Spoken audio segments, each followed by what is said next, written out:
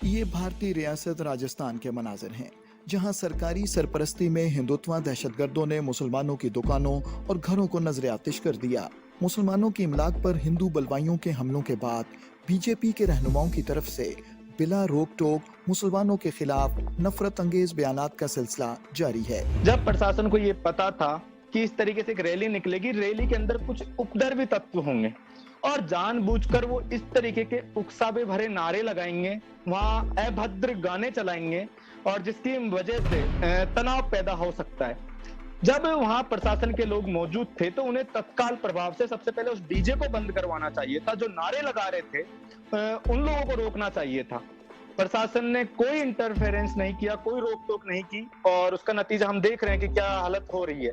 अब ये तमाम चीजें होगी, दंगा भड़क गया, घरों को जला दिया गया, कुछ लोग घायल हुए, लेकिन उसके बाद की जो स्थिति बनी हुई है वो सबसे देखने लायक चीज है।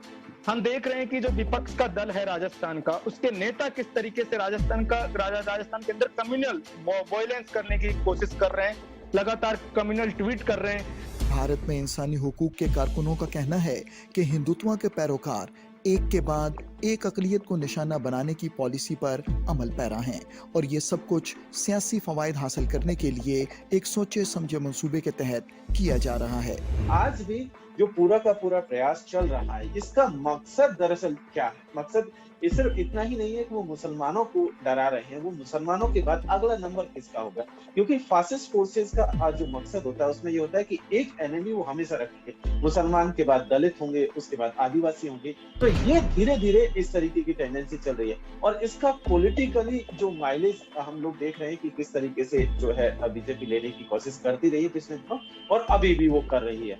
भारत में गुर्बत, बेरोजगारी और दीगर मसाइल से तवज्जो हटाने के लिए मोदी हुकूमत कभी हिजाब पर पाबंदी लगा रही है तो कभी हलाल गोश्त पर पाबंदी का मशक्क़ाखेज़ मुतालबा किया जा रहा है। भाई हमें तो समझ में नहीं आता कि हलाल मीट में कौन सा जिहाद है। इनको तो कहीं ना कहीं हर जगह जिहाद ही दिखता है। कभी ये लव जिहाद ले आते हैं, कभी कोरोना जिहाद ले आते हैं, कभी बिरयानी जिहाद ले आते हैं। आपने सुना? हर जगह इस तरह की बातें करके देश के मेन मुद्दों से भटकाने की साजिशें हैं।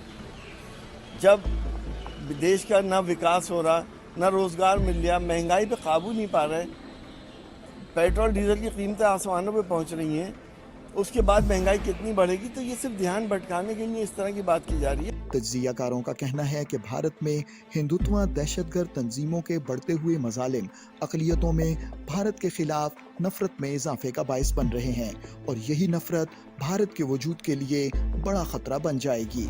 वो कोशिश कर रहे हैं कि इनको डिस्क्रिमिनेट किया जाए, इनको एलिनेट किया जाए, इनको ह्यूमिलिएट किया जाए ताकि ये सारे रास्ते से किनारे हो जाएं। अब ये जो प्रोसेस है तो इसमें मुसलमानों को, क्रिश्चियंस को और बाकी इवन सिखों को अगर आप देखें तो उनको भी एलिनेट और डिस्क्रिमिनेट किया जा रहा है। मुसलमानों के मुसलमानों के साथ जो कुछ किया जा रहा है वो ख़ास तौर पे काबिल ज़िक्र है। उसकी वजह यह है कि मुसलमानों को 2019 में एक सिटीज़नशिप अमेंडमेंट एक्ट लाया गया और उसके तहत बेशुमार मुसलमानों को जो बेसिक शरीयत थी उससे दस्तबरदार कर दिया गया, उससे माजूल कर दिया गया या उससे उनको शरीयत ख़त्म कर दी गई। फिर उसके बाद एक कंटिन्यूस प्रोसेस चल रहा है जिसमें आपने देखा कि मुसलमानों पे तरह तरह के जुल्म सितम ढाए जा रहे हैं कि वो अपनी जो मज़हब है उससे डेविएट करें, उससे इनहराफ करें कि आने वाले वक्त में जो जुल्म सितम ज़्यादा होगा, जो प्रॉब्लम ज़्यादा होंगे तो ये जो अक़लियतें उठ खड़ी होंगी। जब उठ खड़ी होंगी तो हिंदुस्तान का मौजूदा सूरत में यानी इंडियन यूनियन का कायम रहना मुश्किल हो जाएगा। आलमी बरादरी की जिम्मेदारी है कि वो भारत में बढ़ती हुई हिंदुत्व दहशतगर्दी का नोटिस ले और अक़लियतों बिलखुसूस मुसलमानों को मजालिम से बचाने के लिए अमली इक़दामात करे।